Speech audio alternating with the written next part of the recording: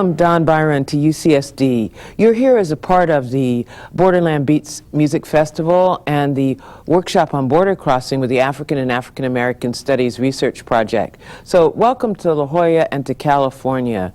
Don, I'd like to start off by just asking you, what is your latest musical project? Well, my latest musical project that I just finished working on is the second recording of my group, Six Musicians, which is kind of, it's kind of an Afro-Caribbean project, which kind of centers more on my original compositions, which try to exploit certain compositional aspects of Afro-Caribbean music that aren't especially highlighted as compositional, if you know what I mean.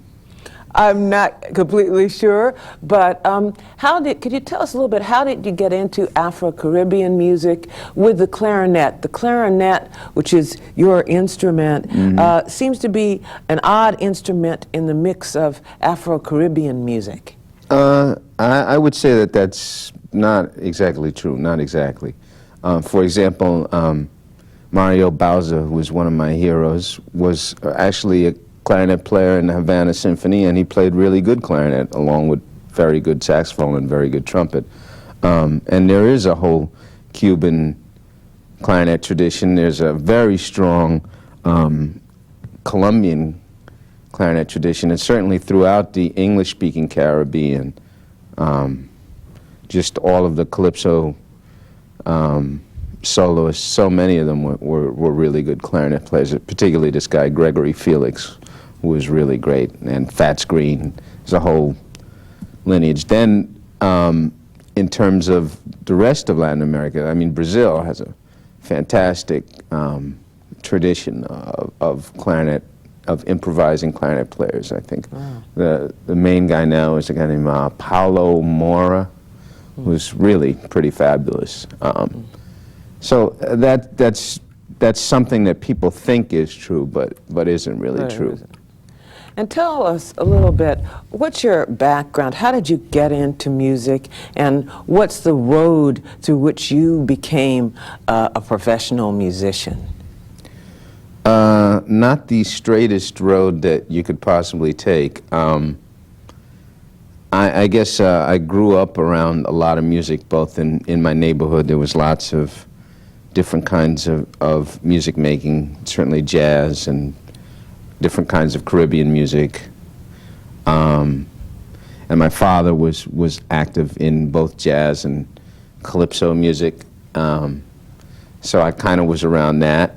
I studied the clarinet from a pretty early age, because my uncle had a clarinet that he studied when he was a kid. But I grew up very kind of a sickly kid. I had asthma for years, and I couldn't run down the street in cold weather without ending up in the hospital. And that meant I spent lots of time alone. And so a lot of the stuff that I learned or conceptualized, I did very much by myself. You know, as my family just had this kind of policy of holding on to these instruments, and like if I decided to give up the clarinet, some little cousin or grand cousin or something of mine might get my clarinet and be able to study.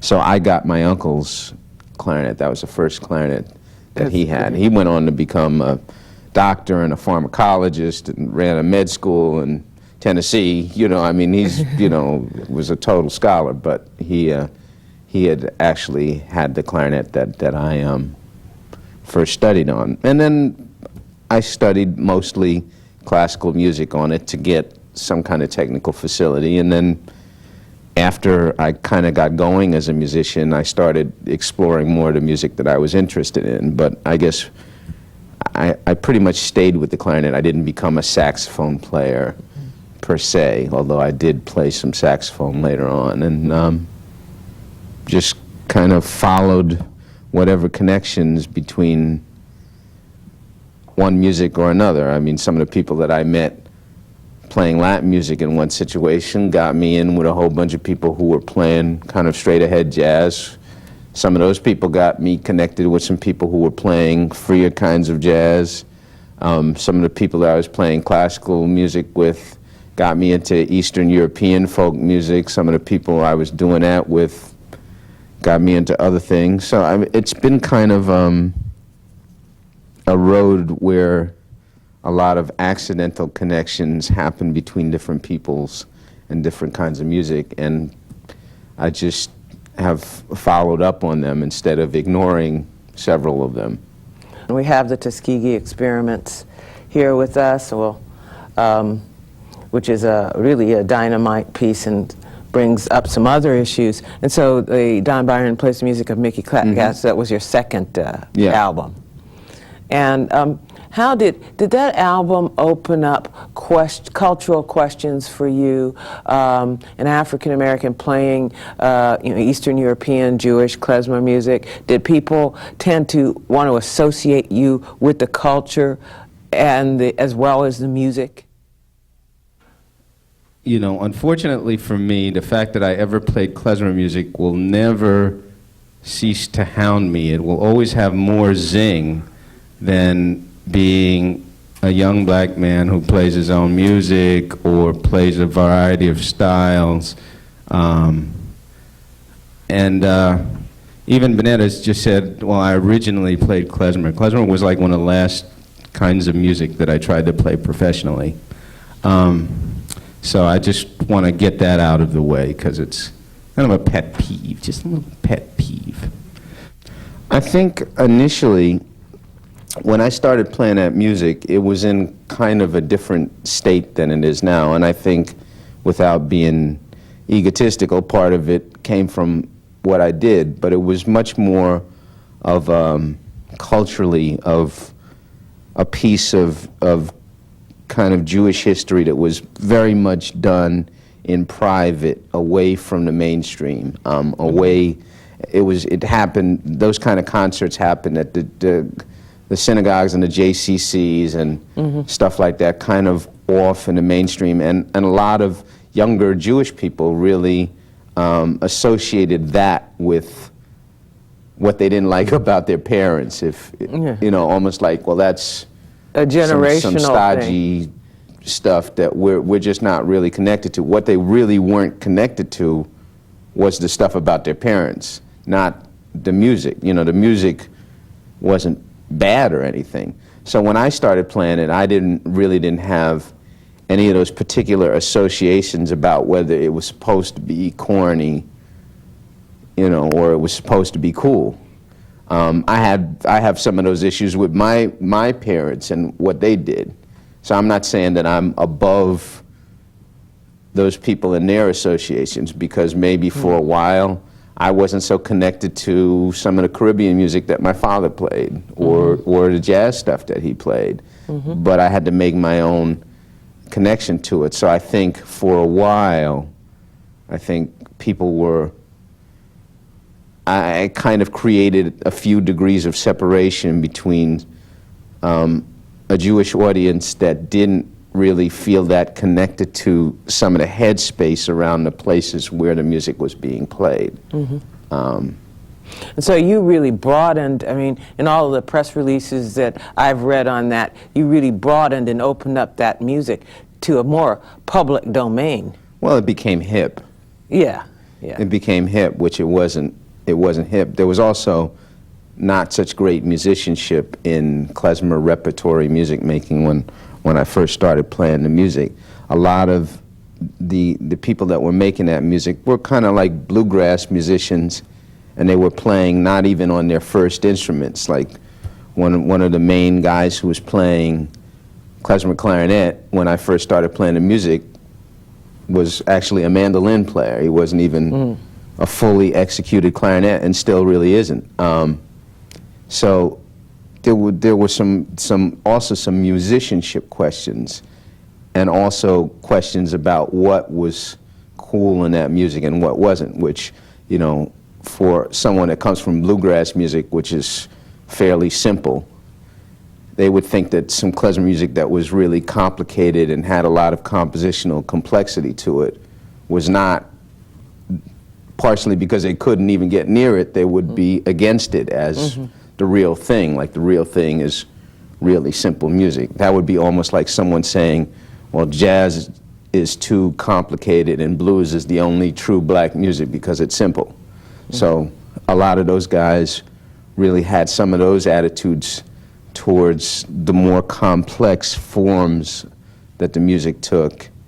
And I and some of the people that I came up playing this music with were more educated as musicians, so we didn't have some of those prejudices about the more complex forms of it or the kind of theater aspect and the difficult orchestrations and that. We were just into some music and we played it. What would you consider, and maybe you could illustrate this on the clarinet, one of your favorite pieces or one of the things that really grabs you that you have done in your own playing and composing? Oh, wow. Well, you know, I don't know if I could demonstrate that by myself. I think really the most valuable experiences I've had were playing in groups and getting different groups of people to sound the way that I wanted to. You know, when I made Tuskegee Experiments, there were certain things about the sound of a jazz group and the flexibility of a jazz group that I wanted to change. When I made New Blaxploitation, there were certain ways that traditionally African American poets were making music that I wanted to change, and there were some things I liked about those things and some things I liked about other versions of that, like the Rollins Band or Gil Scott-Heron. There were certain models that I kind of took elements from, but I would say that the things that I've done that have been the most interesting to me are things where I've changed somehow the intent. But for me, the scenario of taking idiomatic musicians and changing their intent, but maybe with a little more nodding to the rules and regulations of the genre than someone like Stravinsky might do, is really what's at the heart of what I try to do. Even if I approach an idiom as something close to a repertory musician, then I have to stand up for the compositional aspect in that. So I'm naturally going to want to go to the guy who's doing the most advanced version of whatever it is that I'm doing, whether it's Greek music or Klezmer music or classical music.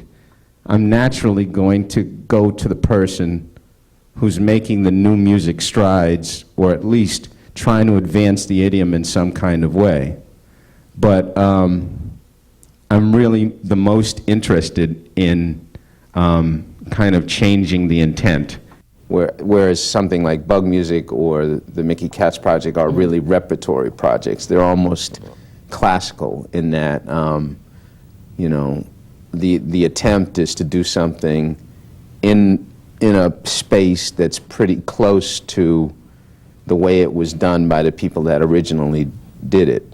But I think I'm more interested in and feel more investment in the things where I kind of made a group of Latin musicians sound different that they would normally sound, or make a jazz group sound a little different than they would normally sound, or write for a classical group like the Bang on the Can All-Stars or the Kronos Quartet and make them sound different than they would normally sound. Is there almost an essence or a key to this that we could call a Don Byron sound? Like, what's the Don Byron stamp? In hearing you in concert last night, for example, playing Coltrane, there was a Don Byron stamp on Coltrane. And I'm not a musician, and I can't put my finger on what it is, but there's something that really is you. And I don't know how to grasp that, or, you know, if we get at that through, you know, listening to you, or if you have a sense where you can conceptualize and verbalize, you know, the Don Byron style, I guess we could call it. Well, I'm basically a fairly romantic person and a modernist at the same time. And I don't mean physically romantic, like my relationship with people, but I think as a musician, I have a sense of the romantic voice that kind of permeates things that I do. And that's partially from studying lots of clarinet repertoire, which kind of firmly sits between Mozart and Brahms. That's Brahms and Weber. That's very romantic music that a clarinet player comes up studying. So I guess I've kind of synthesized something about the romantic stance. On the other hand, I don't really think I'm the only modern clarinet player who's done that. I mean, there's certainly classical clarinet players like Guy de Plou and Carl Leister who have somehow synthesized a very romantic way of playing and can apply it to music that isn't of that period. So I just kind of feel like there's a certain part of me that's very invested as a clarinet player, and I think what people hear that they think is kind of different is that combined with a sense of being a new music person. We're going to play my piece. Let's try it. Billy Childs.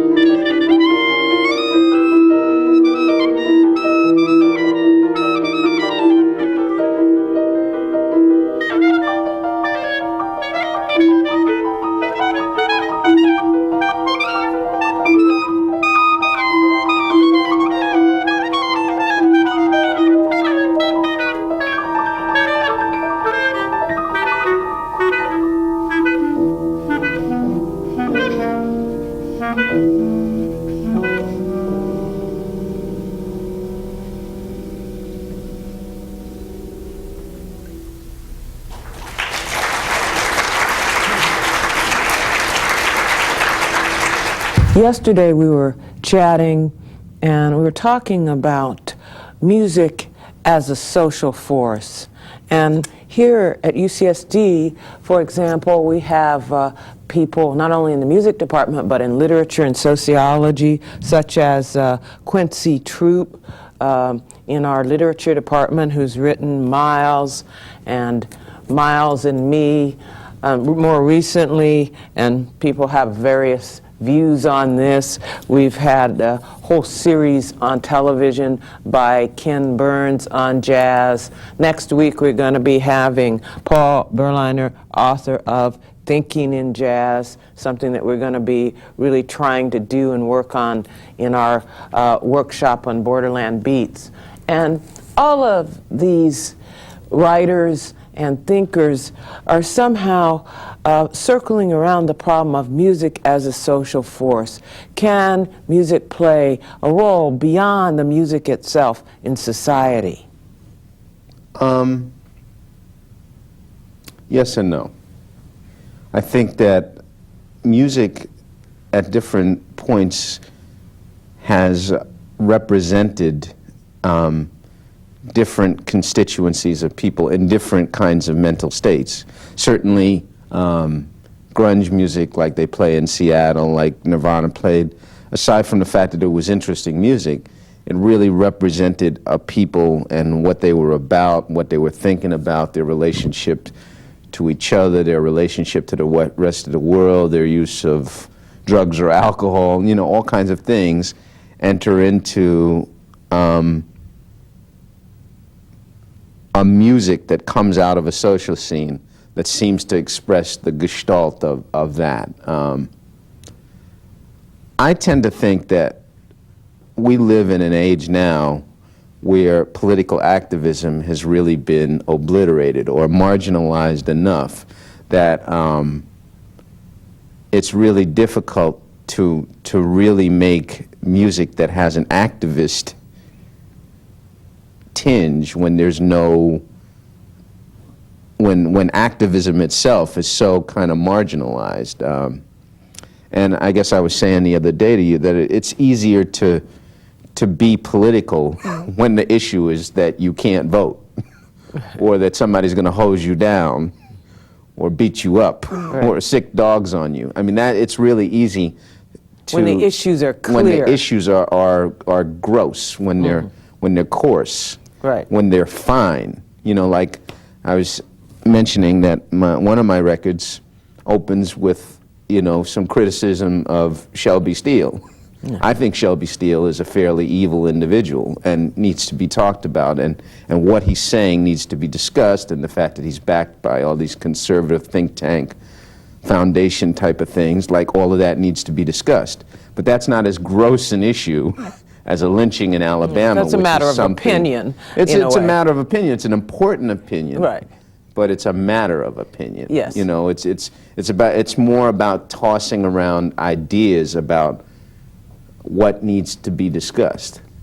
You know, because we live in an age where there's so much information that you can choose what you want to know about the same subject. You know, you and I can talk about economics, and you can choose to listen to what Rush Limbaugh says, and I can choose to listen to what Ralph Nader says, and we can have separate realities based on all that information that's out there. Right. And it's not as gross as the way it was in 1964, where, you know, there was some degree of media and information floating around, but we didn't really have so many choices. You were pro or you were con. You could see people living badly because of issues of race and class, or you could ignore that.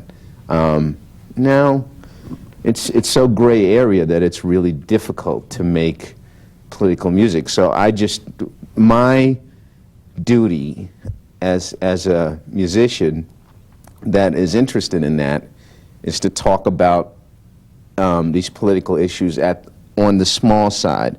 And what I try to do in a record like Blaxploitation is just define this space here instead of, you know, talking about what's happening in Libya. You know, I would rather Right. personalize. Yeah, and you do I would that like personalize. through a conversation with your friends sitting around the Yeah, table. exactly. You know, where we're just shooting the stuff, so to speak, about what our concerns are and how some of these issues enter into our personal lives, and also how we see the rest of the world. And for people who don't yet have this new blaxploitation, is really one of Don's, I think, most innovative pieces. He at one point called it literate rap. I think it's almost like a conversational improvisation where the voices in some of the pieces come in and out just as they would, you know, in a jazz composition. But circling around really politically relevant, sometimes heated issues, but more or less like we would talk about them in our own living room. Yeah, I mean, I think, you know, I remember the day that Princess Diana died, and I remember Sadiq the poet and I immediately calling each other and saying, you know, there's something happening here. There's something's wrong, or there's a politic to why this happened. Mm-hmm. You know, not so much the 125th street corner conspiracy theory feeling, but we had a feeling about the politic.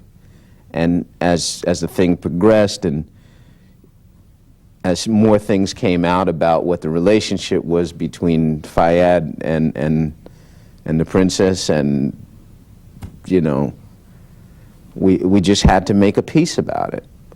But it would have been something that we were talking about anyway. Right. As friends, as you know, because this is what me and my friends and I do. Right. We sit around and we talk about W, you know? So it's natural for me to make a piece about W. If you're not naturally engaged in that, you're not going to make pieces about it. And So you draw, like, from your own life experience, as well as the political world, as it impacts on you. You draw on that in your musical compositions. Yeah, but, you know, also I have the same issues about personal issues. I make romantic pieces about lovers past and present, or people who've influenced me on a personal level, or have been kind to me or bad to me, you know, on a personal level. Right. I mean, which is more like what other Right. people do more regularly. Yeah, so politics doesn't erase these personal pieces. Could you, I've been trying to urge you to play a little bit for us. Could you maybe play one of those more personal ones? Like, I suppose that they are in your album as well, Romance with the Unknown. See, Anything yeah. where there's... Yeah, I'm trying to think of something that I could play. Okay. Well, I'll play this.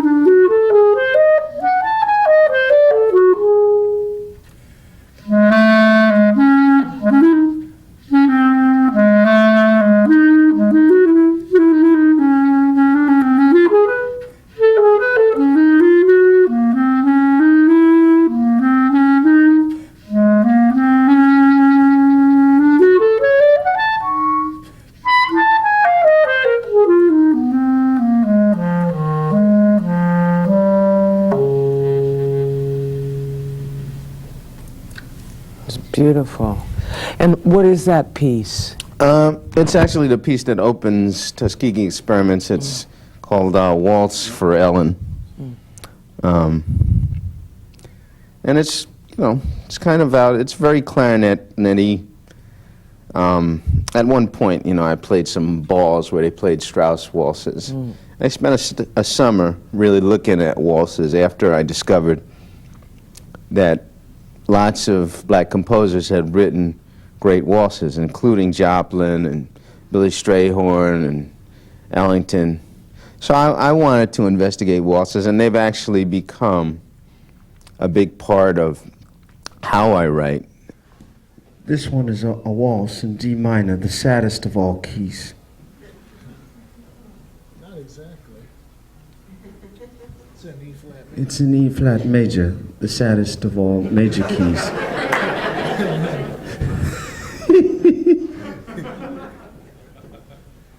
It's kind of somewhere between Joplin and Bach. It's my Jacques piece.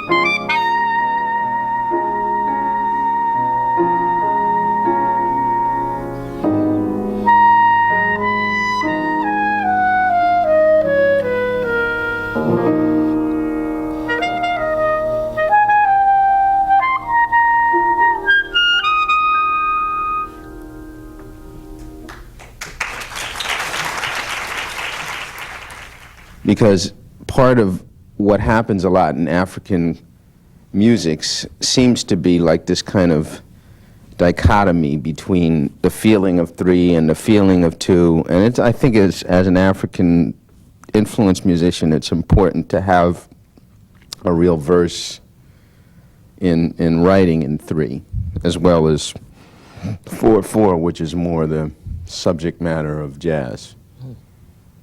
And speaking of that, how do you do your composing? I mean, you get a creative flash? Do you work on the computer?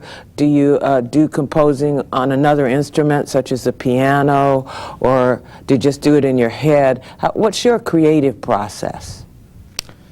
Well, that's a pretty complicated question there. It depends on what kind of composing that I'm doing.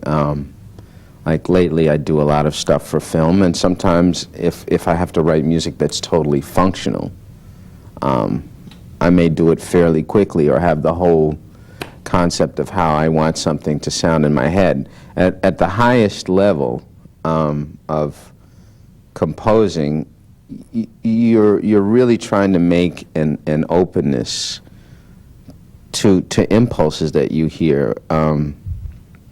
One of the exercises I do sometimes with people that want to study composition with me is to make them listen to just diverse kinds of music and describe what they're hearing in very technical terms, because when you get an impulse, when you get a sound in your head, it may play in your head in a very detailed way, but the way that you perceive it is really colored by how much music you know and understand.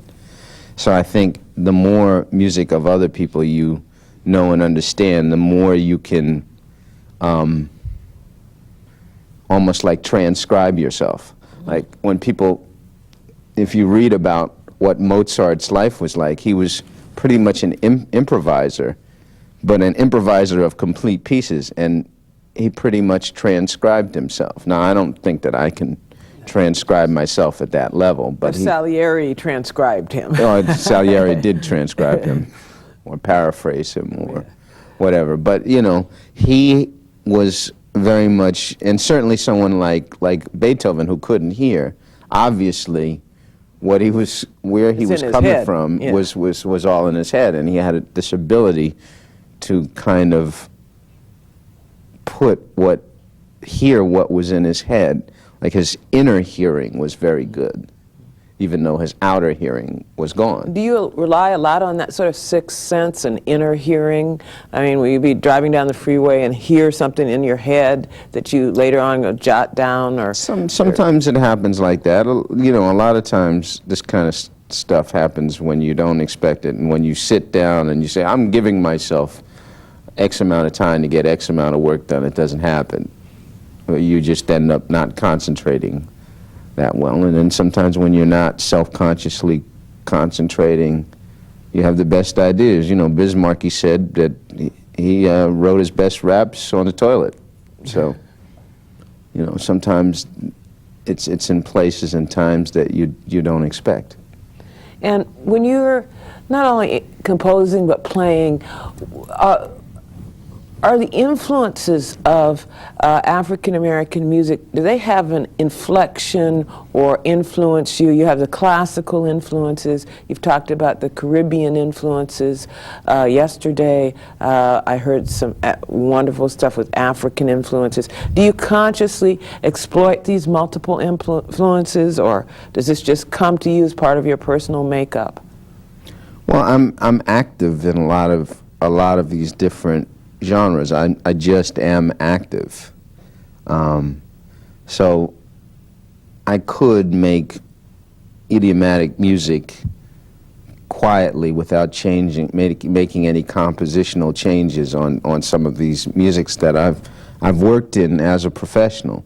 I tend to make those kind of things, those kind of changes, because I'm interested in the scenario of taking people that are making idiomatic music and somehow tweaking the way that they sound so that certain compositional values that I like come out and their intent is changed a little bit. So when I'm doing these things, I really do them as an individual specialist in some kind of Afro-Caribbean music, in some kind of classical music. I think I could survive in any single idiom as just a player in that idiom. I might be bored after a while, but I have developed a certain kind of expertise about each of these things that I do that's not, it's not touristy. It's not about coming in and Yeah, just kind of grabbing a little piece. grabbing a little piece, you know. yeah. Like when I was in school, there were people who would like take a vacation to Brazil and then come back and say, Yeah, "Oh, grab a piece of that I'm an music." expert on Brazilian music Right. because I went down there." Right. I've never really done that with anything. Right. Everything that I do is pretty much a long-term interest for me. It's almost an anthropological vision, but then put into your music, really absorbing, I mean, an in-depth version of making an excursion into a domain, coming back and synthesizing it and putting it within your own framework. Somewhat, yeah. I would say, and I guess I'll talk about this at my lecture, that one of the things that I think was really influential on me was a piece by Stravinsky called the Ebony Concerto, which is probably one of the few pieces that he wrote that wasn't designed to be played by a classical musician, but actually was designed to be played by Woody Herman and his orchestra. Now, it sounds nothing like a jazz piece at all. Really nothing. I mean, it uses those instruments and the way the drums play, you know, it's not his intent to kind of make jazz. He just wanted to write for an orchestra that had that kind of sound, and then he starts bending their basic sound to his will. Mm-hmm. And I think to varying degrees, from subtle to really stark, I think that's kind of what my work, what the subject matter of my work is to take people and change their sound. That and being a composer seem to be the poles that I seem to ping pong around between. This does something really interesting that I've been working at a long time, and I think I'll try to show how I've been working at it in Latin music mostly. But really taking idiomatic musicians and changing their intent. Now, Woody Herman was a real jazz musician. His group were real jazz musicians. Stravinsky was not. Stravinsky, however, was not interested in particularly learning how real jazz goes. There's nothing in what he wrote that's particularly educated in how real jazz goes. There's nothing in me that wants to destroy the accomplishments of Motown musicians or classical musicians or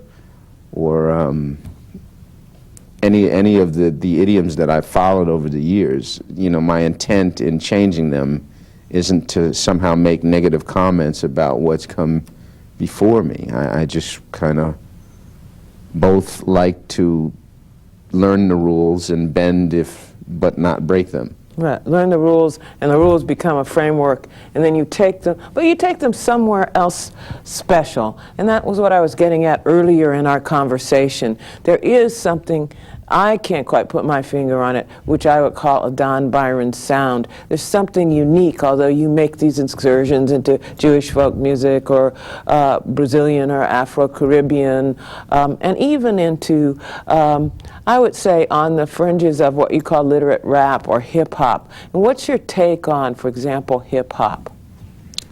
My take on it is pretty much that I can't really relate to that worldview.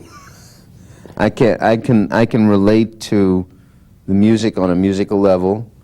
And I think some of those guys are or were really clever with language. I mean, I love Biggie Smalls, and I thought he was brilliant, just really clever with language. which it always amazes me that people dispute that those guys are clever with language, that they have an amazing command of English, because in France they don't do that. You know, any fool can hear MC Solar and know that he's an interesting manipulator of French, like his French is beautiful. And I think Biggie Smalls' English is beautiful, or A Tribe Called Quest, their English is beautiful. And it's not English because they're black. That fits along with your interest in the spoken word. Yeah. Because we've talked about clarinet as your instrument of choice, but you have a strong interest in the spoken word and the voice as an instrument via poetry, the whole poetics of that. That's a big part of your, especially your more recent work. But I also have a few, you know, my view of the world politically kind of goes beyond gang-banging, killing cops, and calling women derogatory names. You know, it just happens to go beyond that, so I have a hard time relating to that as a worldview. Absolutely. And that's not to say that I want to replace those people or I won't listen to them. That's just not what I consider the, you know, what's interesting about the African American arts is it happens so quickly that people kind of, after we come up with something, they shut the door and say, well, that's what it is, and nothing that isn't that is rap, or nothing that isn't that is, it's not real unless you're doing that. Right. And I think people feel a lot of pressure to make music with those kinds of messages so that they're real, so that they're down with that. Well, we're getting to now a point where we're going to wrap up, and ourselves, not wrap, but wrap up. And I just wanted to ask you in 2 words or less, because we're closing out, what kind of advice do you have for young musicians?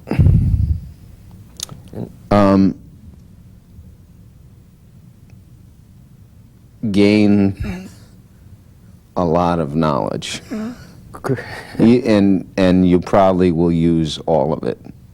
Well, thanks, Don. That's really good. I hope that young musicians who are listening take that to heart. And thank you, Don Byron. It's been a pleasure to have you here today and at UCSD these past couple of weeks.